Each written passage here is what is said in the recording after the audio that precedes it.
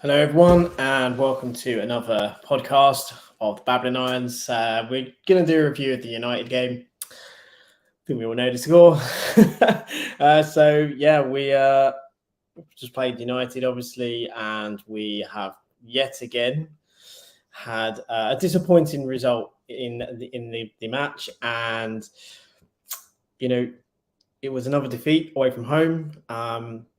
But before we get into the bones of the game and some other things, let's start first off with the lineups. To talk about kind of how we felt that the setup was, whether we kind of agreed, whether we didn't, and then we kind of talk some other kind of matters of the game. So obviously we went into this game off the back of a succession of not great results away from home, and we went out. That's a bit small, so apologies everyone.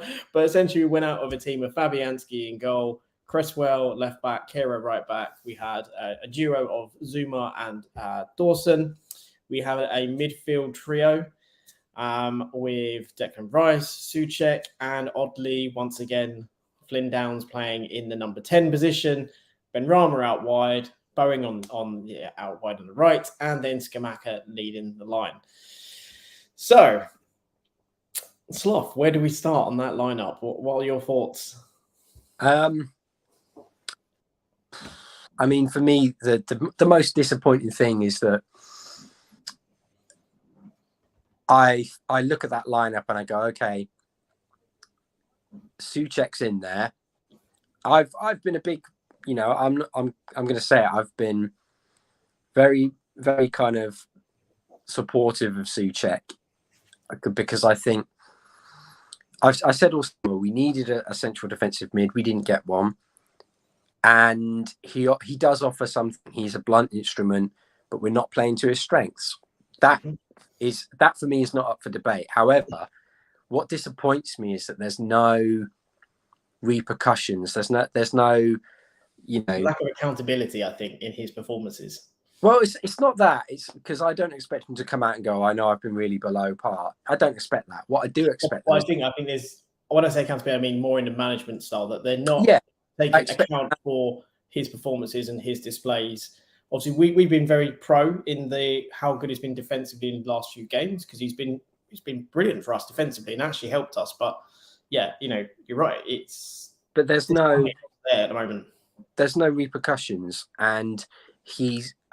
the frustrating thing is he's moving other players to accommodate him, and it's just not worth it, because today he was incredibly frustrating. We'll get to it later on, but that lineup, as soon as I looked at it, I thought, well, Benrahma's there, but we're probably going to lose, and if we don't get anything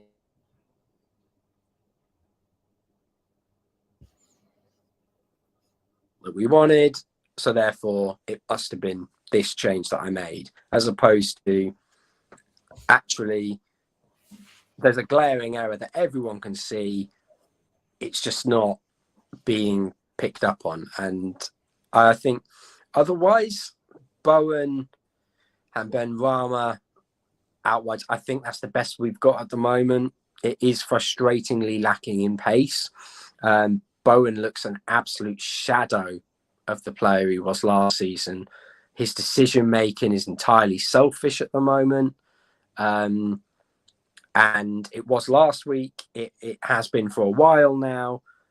And when I look at him in the lineup, I think you're either going to nick a winner or you're just going to be ineffective. And that's not me turning on him at all. It's just he needs someone to push him, and he's not got that. This again is something we raised earlier in the season, saying that you can't go in without having at least two players as an option in a position, and we don't have an option. We also haven't brought anyone up for the youth team in which to potentially say, we don't have a player here, we're going to give you the chance. So obviously, I haven't really seen, even if he's playing that very much, but even someone like Okaflex could have potentially been told, we're going to give you a chance. Again, granted, not going to put any pressure on Bowen, but again, at least it's that body there, as we've already talked about. So always having that backup. But, playing Finn Downs as an advanced midfielder, it is just, you have a player who's inexperienced in the Premier League anyway. He's still very young at this level, has played as a central defensive midfielder, and we are playing him as the focal point of our midfield. Now, I assume he's there to trigger a press and to be part of that forward press, and that's why he's there, because he has good aggression. But then what happens when you win the ball, you're all of a sudden in possession, you have a player who is not accustomed to being creative, to playing those incisive passes or making those quick snap decisions that can turn a game from defense to attack in that kind of manner. Because normally he's playing it into that player that then does it, but now he has to be essentially the fulcrum for that. And you arguably kind of, you're setting yourself up with one hand tied slightly behind your back. Then you factor in that we're poor in possession at the moment, and you've also got Souček, who's been great defensively, but again, in possession hasn't been great. And then you look at our bench and you see someone like Fornals, who, whilst has been out of form, he's been out of form whilst playing left midfield. He hasn't been played in the central role, and when he plays in the central role, he's always looked far better for us. And yet he is not getting a chance to play in his favourite position over a defensive midfielder in Souček, who is very much out of sorts in comparison to previous seasons, and Downs, who has even admitted himself he's not necessarily comfortable outside of defensive midfield, but he again is being played there, and he's playing there because he wants to play games, so you can't give him credit. But again, we are hindering ourselves by going into a game, and going into a game with 3 defensive midfielders. You are already telling a team like Manchester United, we are going to completely give you all initiative. We are going to sit and defend and try and be tight. That's essentially what you're saying. If those CDMs are all athletic and good on the ball, then you've got something there to work with. Mm-hmm. But we're sacrificing players, quality players, playing them out of position for a player who is underperforming. And for me, I just find it baffling. I want Moyes to be the manager. I want to back him. But how long do you continue to back decision making on a pitch that is directly impacting the game, but also that is just wrong? We can all see it. You're playing players out of position. It's wrong. There's no other way for it. And what is the process of thinking that? Because I like Benrahma and he was pretty lively today, but he's not got the pace. He's not got the pace to get away from a man. And for me, when Antonio came on, he offered a bit of energy and he was strong. Our bench does look pretty good now. It's definitely a big upgrade on what we had last season, but he offered nothing that Scamacca didn't do. And in that first half, was also involved a lot more defensively, I thought, as well. Yeah, like you could actually, there's a difference in that defensive ability because he pressed more and actually made a few tackles. And in that first half, we were dreadful, and he was by far and away the leading line of that. I would say that above Rice in the first half.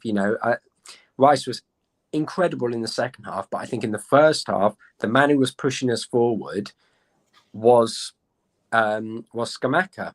Yeah, there's even a point where you could see him very drastically showing with his arm to get everyone up the pitch. And that's the thing I think I found, that when we play that midfield 3, as it is with those 3 CDMs, there, and we drop so deep as a midfield that there is literally not even 10 yards between the back line and the midfield, that all of a sudden, once you get the ball and you're looking to break, the only chance you've got is if you hoink it out to the left side, because Benrahma tends to sit a little bit higher, or you can get it into Scamacca. But even then, same with Antonio when he came on, you're leaving him to fight with the ball for about 3 or 4 seconds before anyone is close enough for them to lay the ball off and to start a counter.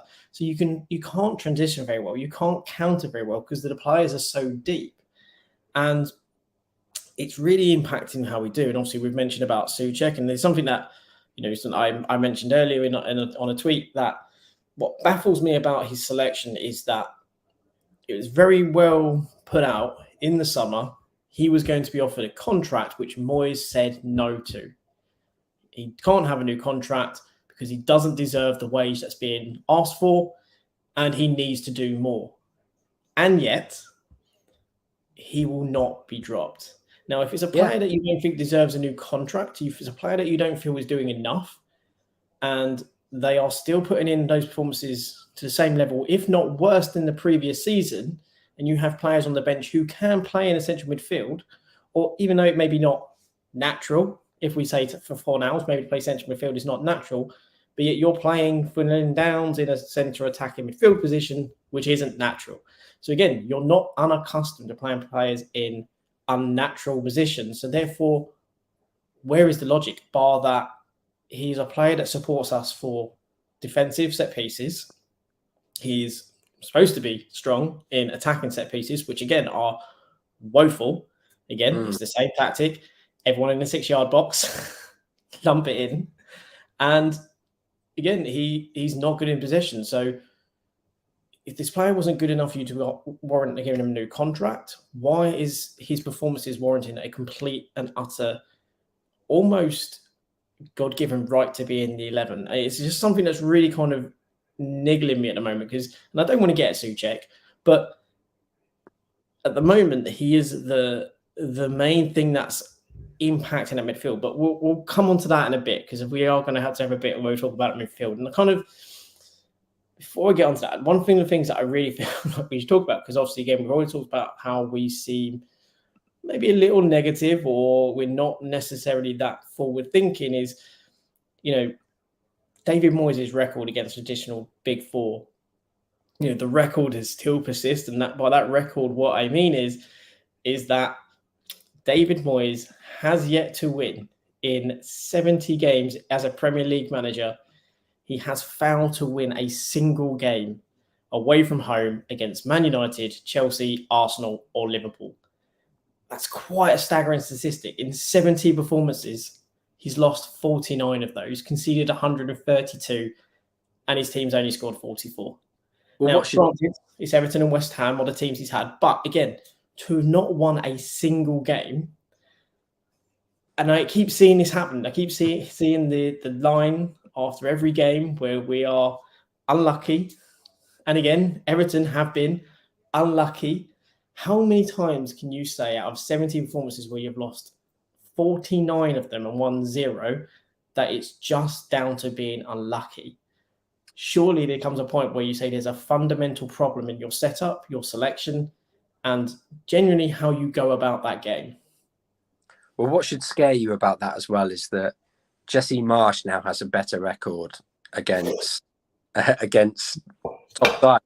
And I don't mean that in any disrespect to Jesse Marsch, because but what I mean is new managers. These new managers who are coming in, they now have a better record. It's 0 wins. We're not talking about, he's come in and he's been really unlucky, and he's got 20 out of the amount. He's got none, and that by any standard of measurement is terrible.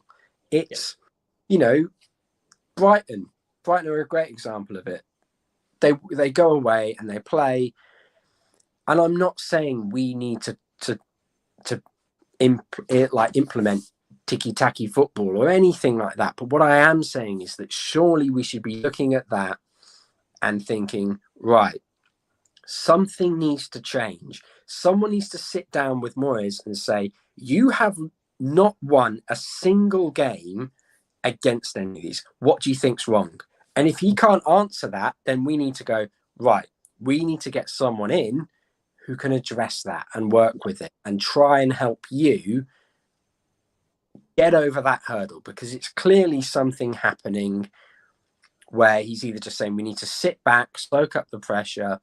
And, today we had a couple of chances, but it was the same against Liverpool. We sat back and we had a couple of chances. But when we're talking about, we can feel quite hard done by, we're talking about 1 point. We're talking about going out and performing and potentially snatching a point. Same with Chelsea, same with Liverpool, where we should have scored the penalty, and the same with today. We're talking about games where we would consider it lucky if we went out and got a point. That's absurd. If you were talking about a top team, you should be thinking, right, we've got a point. How can we turn that into 3? What can we do to take us to the next level? I hate saying that, but if we're going to progress, we need to. Where is it? What's going on? Because it's not good enough. And look, I'll be the first to say we've been unlucky at times. And I think that we'll both say we have played better football in recent years under Moyes than we have before.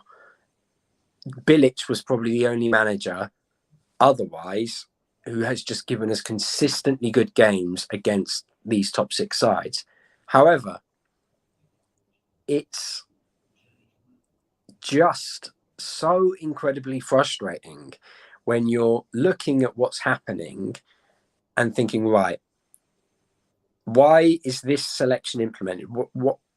What is this approach? And also the decisions during the game. Why have you done that? Why have you chosen to make the substitution now? Because it's you can see why he's not won a game. You can see why he's not won one. I think some managers would have looked at that first half and said the game is for the taking, even though it was still 1-0. It was, we can get an early goal, the game's there. So you could have looked at that and gone, maybe I'm bringing on Fornals at halftime. Maybe I even bring on Antonio. And that, again, that's the other thing. Much of last season, there was the, lamenting that only one striker was available. And I couldn't change it up. I couldn't bring on a striker. Now, granted, Scamacca put his foot up high, and United fans and players were obviously trying to say red card, which was a ludicrous point to try and say. But again, you could have brought on another striker and gone for 2 up top and be positive. Scamacca could be quite happy to be the player to drop and Antonio be a player going behind. But again, that creates space, because if you are telling Antonio, all I want you to do is run behind. Scamacca is going to drop. He's going to do all of that hard work of holding it up, linking play. All you're going to do is go behind. All of a sudden, you create a distance between their midfield and their defence, because the defence needs to drop because they need to accommodate for a player running behind, which we have 0 players doing. Benrahma doesn't do it enough. Bowen certainly isn't doing it enough. So again, their midfield can press up because no one is ever going behind. So then their midfield and their defence can be compact. It can restrict space and it makes it harder. Now, if you brought in Antonio, then all of a sudden they have to drop 5 yards potentially because we can play it over the top all of a sudden. We don't do that. We, again, do like for like. I need to bring on a striker. So what do? I take off a striker. Yeah. I need to bring on a midfielder. I'll take off the centre midfield and I'll bring on this centre midfielder. It always seems to be a bit like for like. And I'm not saying that Moyes is tactically inflexible, because that's not true, because he is flexible tactically. Where he is inflexible is in his ability in which to bring players on to drastically change it sometimes in a game. And at a point where maybe there's smelling where there's maybe a bit of blood in the water, I think he sometimes lacks that conviction. And if he says that he can sense when a game's to be won, then why are the kind of bringing on the players so late? Fornals came on with 15 minutes to go, but all of a sudden in that last 15 minutes, how positive and active we were. And when I say a lot of times that we lack pace, we lack intensity, and we lack kind of that positivity, it's not saying that, we are not pressing every 5 minutes or we're not attacking every 5 minutes. But what it is that not jogging out to players, actually sprinting towards a player in which to influence what they do, to cut a passing lane, to force them to go backwards. And the first goal we conceded was an absolute epitome of how lackadaisical and lazy and just jogging. Like, they take the throw and you've got Eriksen in space. Souček comes towards him. He lays it off. That's fine. Okay, at that point, we're still in a safe situation. But then Souček doesn't follow him. and he doesn't then pass him over to Downs. So that's one error straight away. He doesn't follow the run and doesn't take responsibility. He kind of just, they've said, it's good movement from Eriksen because he drops his shoulder. Souček is looking at him the entire time. So I can't even say, just follow him. Just get tight to him, get touch tight, and then tell Downs to drop in your position or just properly pass him over, which he did not do. So then when the ball comes to Eriksen, he's then got Cresswell to one side. He's got Rice just in front of him. And then he's got Flynn Downs there too. 3 players. All of them let him take it on his chest, take a touch with his foot, look up, and then cross the ball. Now, obviously, that happened in about 3 seconds or so. But still, no intent from any of them to sprint out. I'm not going to blame Rice because he was in a decent enough position. But again, could have come out to him a bit more. Flynn Downs could have also put some pressure on. Cresswell could have. Again, all of them were just waiting for one or the other to do it. And when the cross comes in, Kehrer did make a mistake. He didn't attack the ball. He didn't go safety first. But again, Fabianski's not telling him there's a man running behind him. No one's aware that there's danger at the back post. The goalkeeper is not communicating to his centre-back to say, clear the ball. And then it's a brilliant header from Rashford. And to be honest, he put it in. It's great. He attacked the ball, showed intent, it went in. It's a great. So he gets a lot of power on it, but I said this. Probably, people might call me harsh. Areola saves that. It's right. It's there. It's there. He doesn't get a hand to it. His hands are down, which I understand. If he's gonna aim low from that header, it is completely unsavable. It's completely unsavable. So why are your hands down low? Because you're not going to jump. You might have to jump to that side, but if your hands are here, then you've got less reaches there. Yeah, I know what you're saying. Like you've got a better chance of saving it if your hands are up here for that situation, for a cross coming in, because you can pluck it. You know what you can do. It's there, and it still goes in. And how many times have we seen Areola save those? Yeah, a lot of them. And also to get the game against Anderlecht, the low save against Silva, which was incredible. I hope his injury is not serious, but I do kind of hope that we just don't take any chances and play Areola for the next few games, because I think that goal is a really poor one to concede. As you say, Kehrer has to take a lot of responsibility for that. I saw someone say that Johnson should have been there. If that happens, if that happens with Johnson playing, he doesn't score. He possibly does because he's a safety first kind of defender. But again, you just don't know. I don't know what Johnson they've been watching for the past month or so, because he's been really poor the past month. And if you think that he's suddenly going to outjump Marcus Rashford from, let's face it, a running start, it's not going to happen. Like, Kehrer just gets caught out. It happens, but it's a combination of factors. There are 3 errors in the build up to that goal, and it needs to change for me. But I think it's what we've said is about that passiveness. There's always that level of passiveness in our defensive play, and it creeps into other areas. So when we should be more aggressive and just going, I'm just going to throw myself at that. I'm just going to go and try and block that. We let the game pass us. We kind of let the game go, and we kind of, I'm just going to see this out.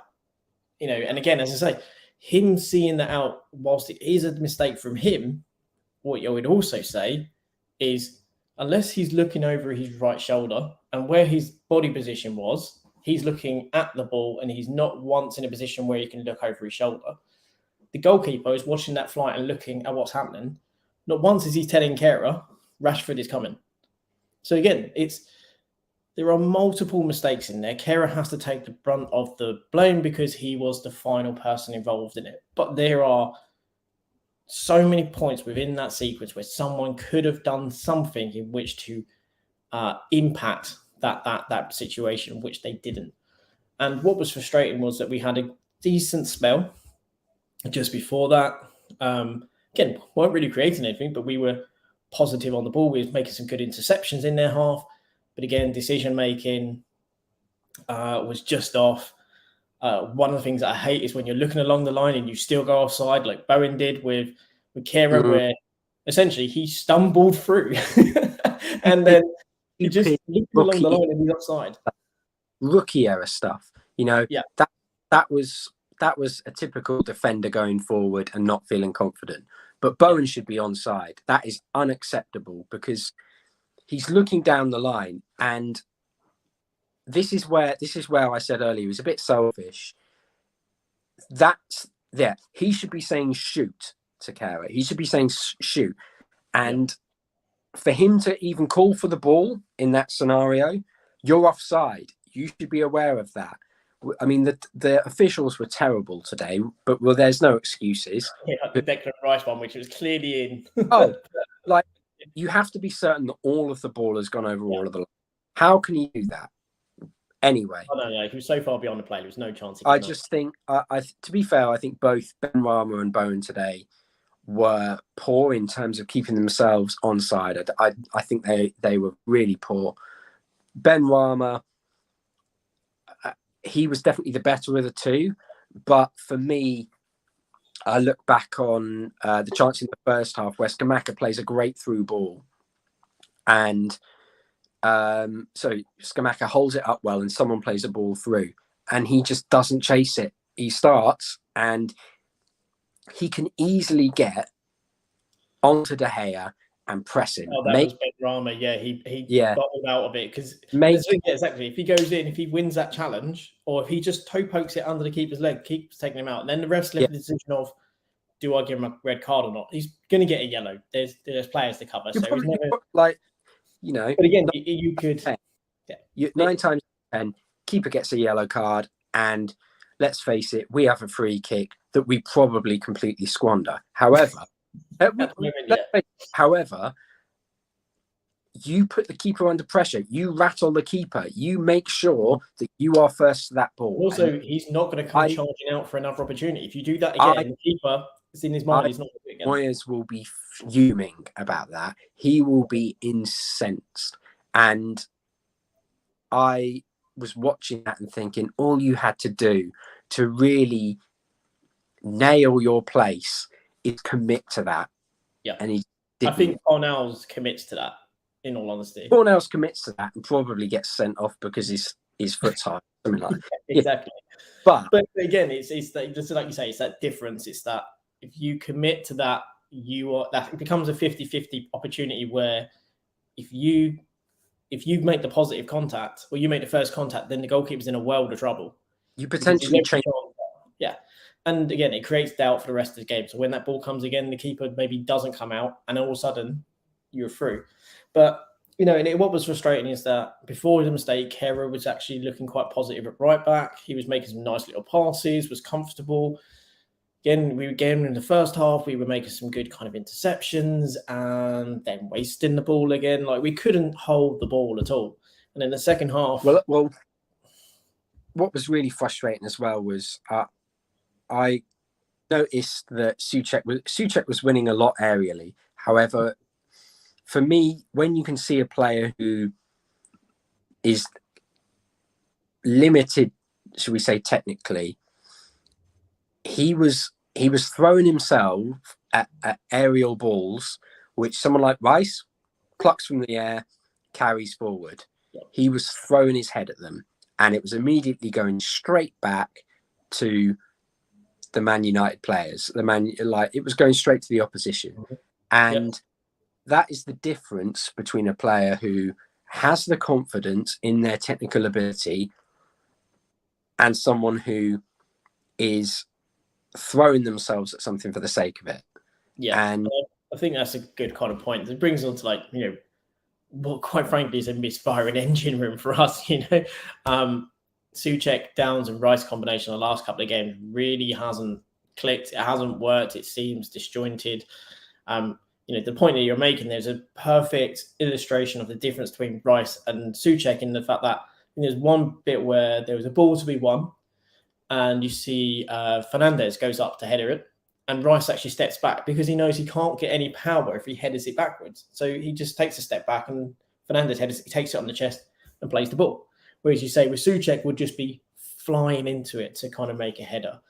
There's again, he's the passing directly to the opposition. This happens again. I feel for Downs. He's been really good in that defensive midfield role when he's played that in Europa. I think the other thing we also need to be very clear on is Europa League football, Conference League football, as we were in, the standard isn't as high as the Premier League, and he has looked very good. So I think it's mainly because he's been playing more. It's more of a championship level, if we're being brutally honest. I think that I'm going to stick up for Downs here, and I know I've been a little bit. But what I was going to say is, but he only play the team you play against, and he's really good in possession, and has deserved his opportunity. And then we've put him in the Premier League, and we've put him in an unfavoured position. And I think Moyes has done him a disservice by playing him where he has. Definitely. I don't think it's Downs' fault that the last 2 games have really kind of just passed him by, really, because he has quite struggled in that role. He's made some nice little passes and interchanges, but it doesn't look comfortable. For a defensive midfielder, I mean, first of all, I don't really understand if you're gonna pick one of the 3 out of Souček, Downs, and Rice to be the furthest forward. Why are you picking the player who's just come up from the Championship? There's no disrespect to him, but why are you picking a player who you haven't seen the attacking capabilities of? You've seen the attacking capabilities of Rice. We've all heard about we all know he can carry the ball. We've all heard about people saying he can be Yaya Toure. But if you have the choice out of those 3, why are you picking him? Because surely you pick Rice. It give you that engine room, give you the physicality, give you the ability on the ball that he has.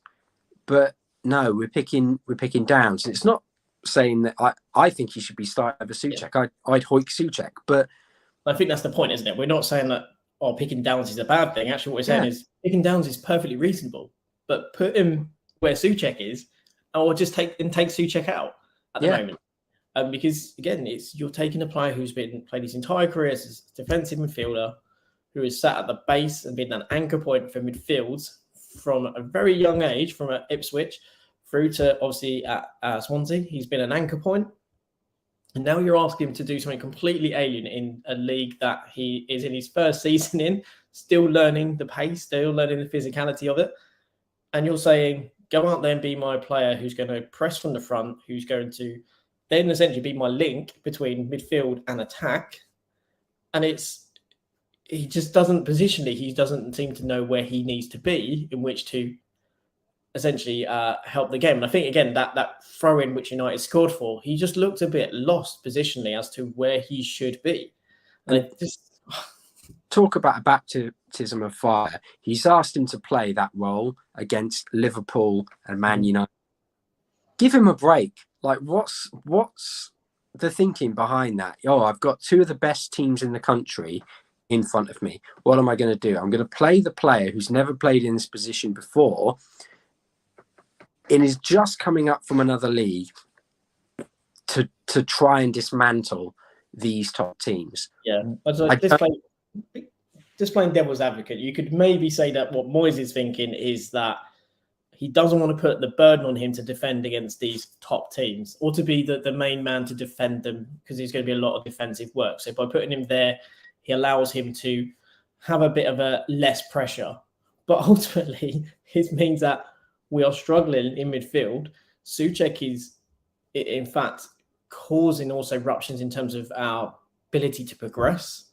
Whilst he's been decent defensively, sometimes he's having to defend his own mistake. And again, it's why are you putting another player out of position for a player who's so out of form? And Souček also never gets any kind of comments made about how bad he has been in possession compared to others who have lost the ball. Benrahma's a prime example. And, I think the last game was at Souček, 69% possession or accurate passes. And if that is if that was Benrahma, that is getting pulled over hot coals and he's dropped for the next 2 to 3 weeks. Yet our central midfielder, who sits next to Rice, who's getting about 89 to 90% passing percentages most games, you're allowing that. You're essentially saying that that is a standard I am happy with, because he wins headers and is a threat at set pieces where we are of zero threat at the moment, because it is the same tactic. Everyone in the 6-yard box will try and whip it in as much as we can, and then we'll have no one around the penalty area to kind of then follow up for any loose balls or go for those second balls. Well, it is also terrible quality of delivery as well. The quality of delivery from our set pieces has been abysmal, and something needs to change, because whether it's just working on something different in the training ground, whatever it is, how you are wasting so many players over 6 foot who we know can score can score headed goals. I don't know. It's ridiculous. Yeah, and it's when we look at this midfield at the moment, it is, again, we keep coming back to Souček, but it's one of it's one of the things that you have to look at. You have to look at where are your failure points, or where are your weak points. And at the moment, he is a weak point. Whilst he's good enough defensively and has been strong defensively, it's the other areas that are impacting. There are 2 other areas of the game where he's not up to par. In attack, he's not been up to par. In possession, he's not been up to par. We can't just say because he's good defensively for us, it mitigates the other 2. Because it doesn't. We can't. You go into games against Man United, against Liverpool, you need to retain possession. He's not been able to maintain possession. And then we have Fornals on the bench, for instance. We even have Lanzini on the bench. Now, you've said Lanzini, you believe he's more of an 8 now than he is a 10. And yet you have Fornals on. So you have like Flynn Downs playing that you're putting as a 10 or an 8. I don't know what he's doing with him. It's this weird hybrid. And you got Rice there, and it's like, well, if you need to be able to hold possession better, then surely you want to have a player in there that is of quality, who can maybe be a bit of a deeper playmaker. You can have one as an anchor point, and then you can have another that's more box to box. Now, surely in that case, Rice is your box to box. Flynn Downs at the moment, based on the former Souček, is your anchor, and then your other one is then Fornals or it's Lanzini, because Paqueta obviously isn't fit. So you kind of just go, is it purely down to the fact that you are so concerned about size of that midfield that you are just playing a player based on the fact that he's tall and he can header and he can defend? And he's also not even playing as the anchor as well, which is the other frustration. It's fair enough you're playing him as an anchor point, but you're not. You're playing him as the right-hand side of that midfield, and it is just misfunctioning, backfiring, and it needs to change. Like, I know how I would go about the midfield, but what would you do?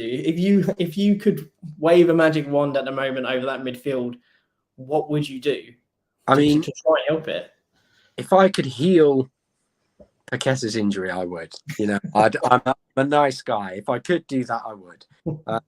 But it's at the moment, all you've got to do is drop Souček, put Downs in that further back position, let him be the anchor, let him find those easy passes, and put someone like Fornals there. Now, I don't understand why on earth that hasn't happened, because to me it's the most obvious thing, and we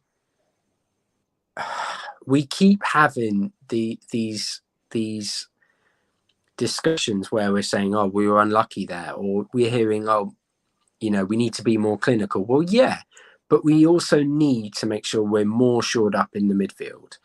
And it's all right to have someone who loses possession if they work hard to get it back, or if they are offering enough going forward that they counteract that. And Souček simply doesn't have the technical ability to retain possession, and he's not offering enough goal-wise to counteract that.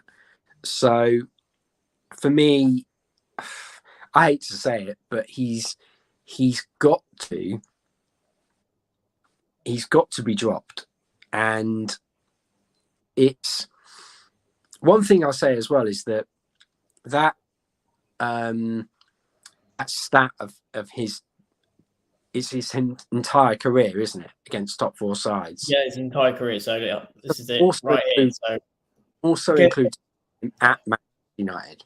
When if you're a Manchester United manager and you cannot beat the other top four teams around you, that is really poor. So you've got to question.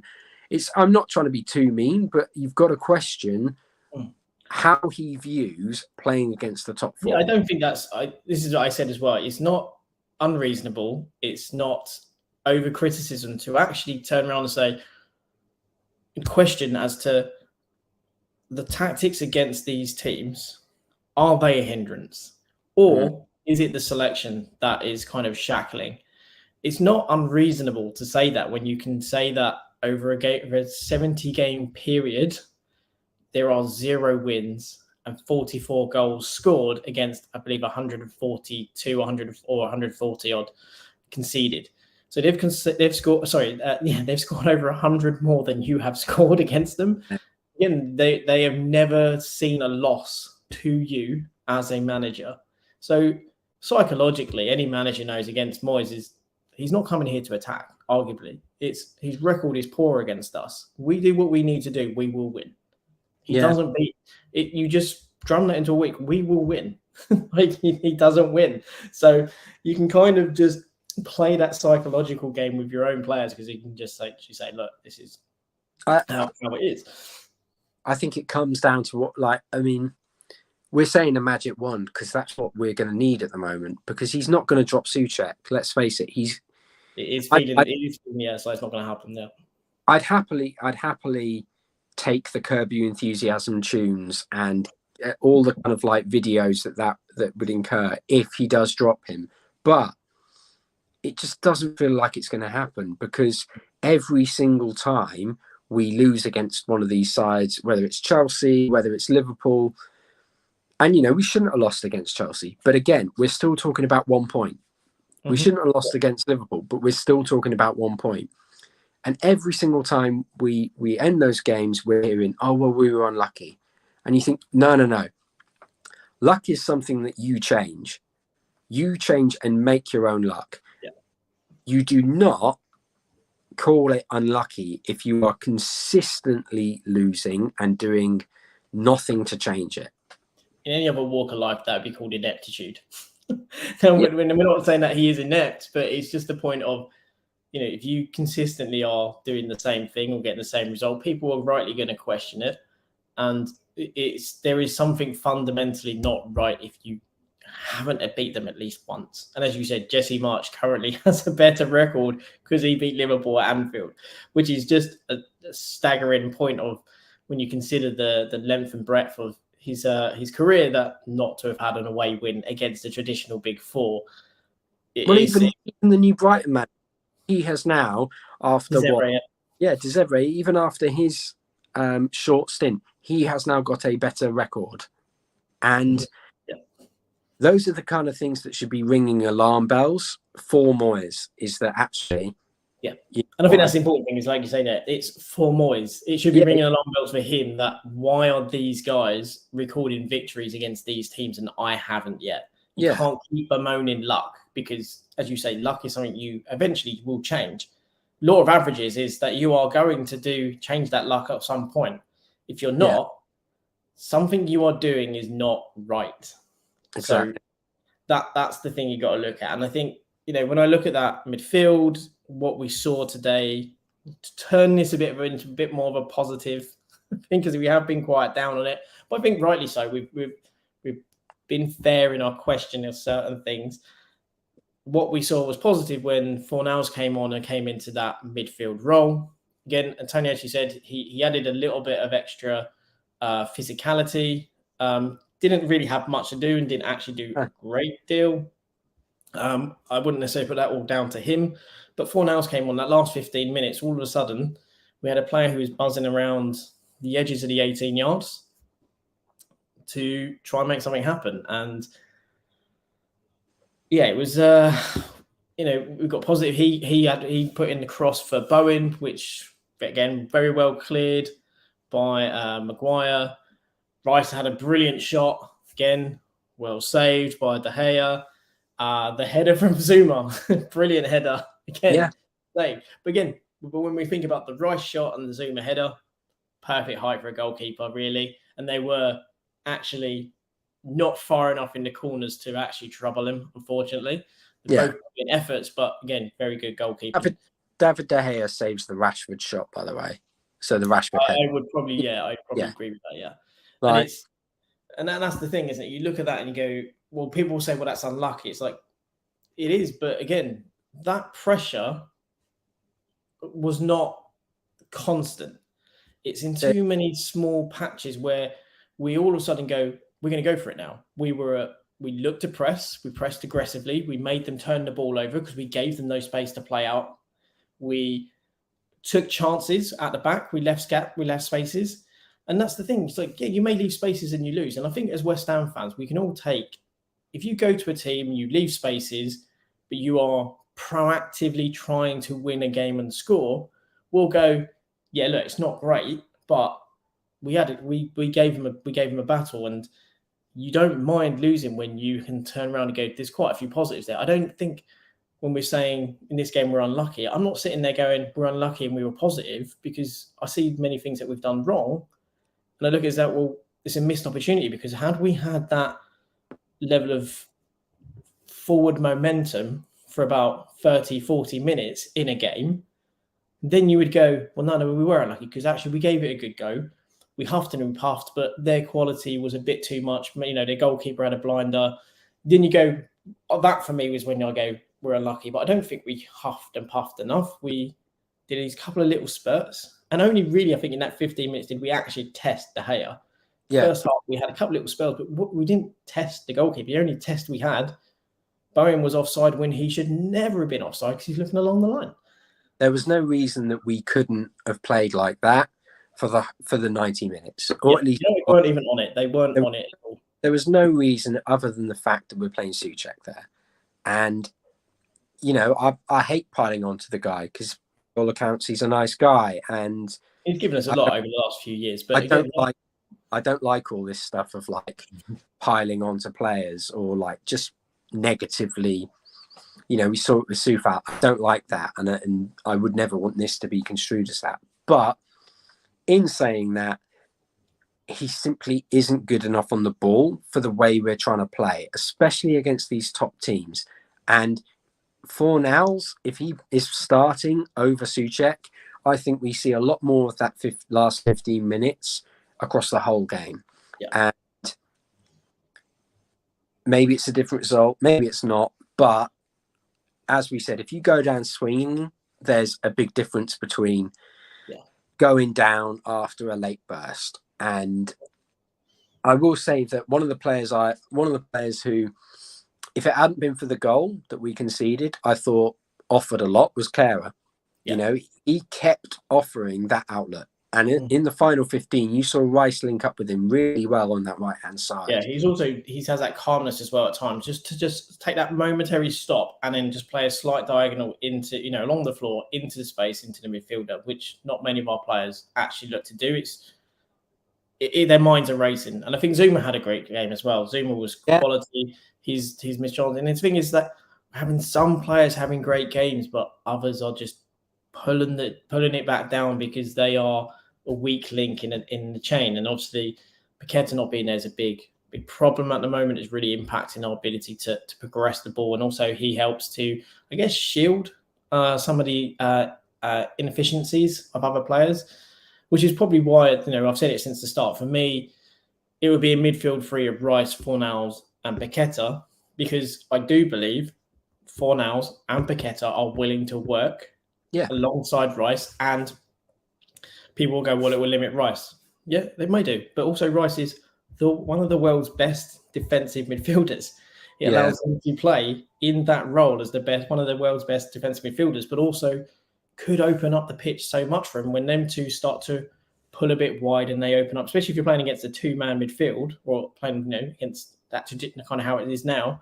All of a sudden you have three men, you have one left over. If those two are starting to pull wide, or pull the midfield out of line, all of a sudden you've got a player potentially to burst through the middle, which could be Rice. So it could actually open it up for him so much more as I the mean, middle.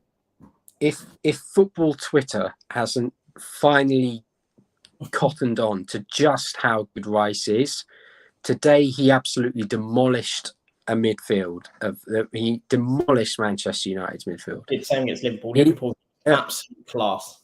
He was head and shoulders above every other player on that pitch. And regardless of what team they're on, you could say De Gea, but I'm going to disagree with you because I'm a West Ham fan. But I think in a midfield with Fernandes and Casemiro, players who we are consistently told are the darlings of football Twitter. They can't world class. Essentially, they're called world class players. Oh, they are, but he just completely dominated them, and if it wasn't for him, we'd have lost by a lot more. Yeah, I think that also is what highlights as well the depths in which that class depth between him and Souček, because of Rice has come back on as well, and Rice's form is back up to where it was last year. But he also seems to have been He looks like he's going up another level again, and you see that gulf in difference and class, and it's highlighting it even more. And you're going, you need a player of that level, because if you have another player of that level or just a little bit down, that midfield bosses many teams, and bosses were the games where where Liverpool weren't on it, Man United are not on it. All of a sudden, you start to take control of that midfield, and all of a sudden they're on the back foot. And it's we mentioned someone like Manu Kone. And imagine Manu Kone in that role next to him. It's just night and day. Another one from the Bundesliga who, he's been asked to do a very similar job this season, where he used to be the attacking focal point, dropped quite deep, is Kamada at Frankfurt. Yeah. He has taken to that role like a duck to water, and he has done really well. But we need something to happen in January, or else I think we will be not in trouble, because we have more than enough quality for that. But I think we need a number of additions. A lot of them have to have pace for me, but we need to address this central midfield, because that is causing the most problems at the moment. And when Paqueta was playing, Scamacca's scoring. When he's out and when Souček is playing, it's pure isolation. He has to go and create a lot of his own stuff. And if I see one tweet saying about anything even remotely comparing him to Haller, I might snap my own neck, because it's just he showed so much in the first half, and his work rate. If people go, oh, Antonio is the workhorse, watch that first half. Watch how well he did, and the ability to find his teammates. The hold-up play was better than anything Antonio's done for a good season or so. And people might say, oh, well, there wasn't a goal at the end of it. Okay, well, that's fair enough. However, the other thing, though, I just to stop it, is that the amount of times that we have Scamacca will be criticised because he doesn't do all of maybe the donkey work that Antonio does, but then he's also moaned at if he doesn't score. Whereas if Antonio doesn't score, he does a lot of work for the team. You can't have it both ways. The striker's primary role is to score goals. Yeah. So if it's okay for Antonio to do donkey work and kind of do that lonely furrow and all of that stuff, then it has to be okay for Scamacca as well. You can't just keep saying, well, no, he's just a lanky beanpole or he is a lamppost, because it suits an agenda that Antonio is the player. It's like both players need support, but also Antonio's pulled many a stinker and doesn't get called out or is readily kind of people pounce on it. Some do, but Scamacca is new in the league, and as you say, he's holding the ball up brilliantly. He's dealing with the physicality of our league superbly. And let's face it, the last Italian that we had up front didn't exactly do what Scamacca has done, did he? I said it all over the summer, but we do need another winger / forward with pace who can come on and do these things, and someone who offers an outlet, but also the work rate that we're looking for, because there's lots of them across Europe. There are these players out there. You know, we're going to make a list of a few players who I think can really come in and help improve us. But when people talk about why isn't Moyes playing Antonio and Scamacca, it's simply because we have two strikers. Now, we may well end up with another season's worth of me going, we need to sign another striker. We need to sign another striker. But if you want to create competition, because let's face it, Antonio came on today, and if he scores, he forces himself into the reckoning to start. However, if he comes on and does nothing, he has no consequences. He is still the striker on the bench. He's still going to be that first player that they look to if Scamacca picks up a knock. However, if we have another player on the bench, you can play two up top, and you have the option of someone who's going to go, right, I'm going to grab my chance. Yeah, I can imagine Moyes is probably hoping that Broja continues not to get much game time, so he can try and push for a loan. But again, I maybe don't see Chelsea doing that, to be honest. I don't really see why we'd go for Broja, to be honest. I like him. I think it's more that it's a Moyes choice, isn't it? He wanted him over Scamacca. If he was in charge of the transfers, I would completely overrule him. And I don't mean that. I don't mean that in a way that's disrespectful to Moyes. I would just look and say they're probably going to want about £30 million. In no way is he worth that, and he's going to have to become a hell of a player to make him worth that. Yeah. Are you going to play him over Antonio off the bench? If he says no, then no, we're not getting it. It'll be an expensive loan as well, because Chelsea will impose, if you do not play him, you owe us X. It will be cheaper if you play him. So again, you didn't take Tomori for the same reason. What a mistake that's kind of looked to have been.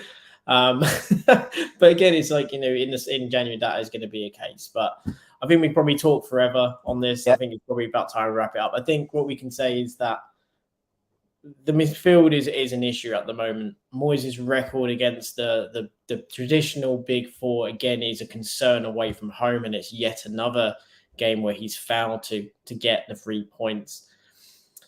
And there's a lot of things that were annoying, frustrating, and we need to see some change and some more progression. But again, there are some elements of positivity. There is a good team in there, especially when they're allowed to have more freedom. Declan Rice, once again, is turning in a virtuoso performance against a world-class opposition in midfield. He has once again been one of the standout players in a game against a top 4 team. Some may say he's auditioning very well for the summer. But again, he's still standing out by far as a brilliant player for us. And if our luck changes, great. We've got 2 incredibly important home games before the winter break, which we need to take advantage of. Palace and Leicester, we have to be aiming for maximum points there. We can get maximum points, then, yes, the away form's been bad, but our home form would be impressive. And if we can turn that around in January, or even in December, fantastic, because then we may see a change. Again, Aguerd could make a phenomenal difference when he comes in. And should he come in fairly soon to that back line, he could also, again, help that midfield, because he can push the team up high, because we can, again, have a higher line. He's great on the ball. So, yes, we've been maybe critical. I'm not going to say negative. I'm going to say critical on certain aspects. But I do believe there are positive signs. There is a positive team in there.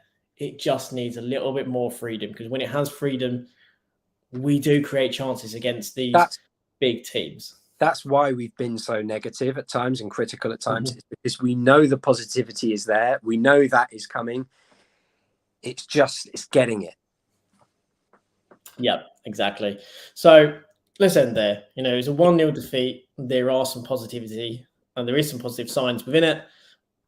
but we need to do more. The next two home games in the league are massively important. We also have in between that, we have the game against Blackburn. So we have 3 home games to come. Yeah. We have a nice relaxed game in the Europa League as well, which is going to be great. We should hopefully see some young players in that team, and hopefully we can see maybe 1 or 2 make a bit of a push for themselves.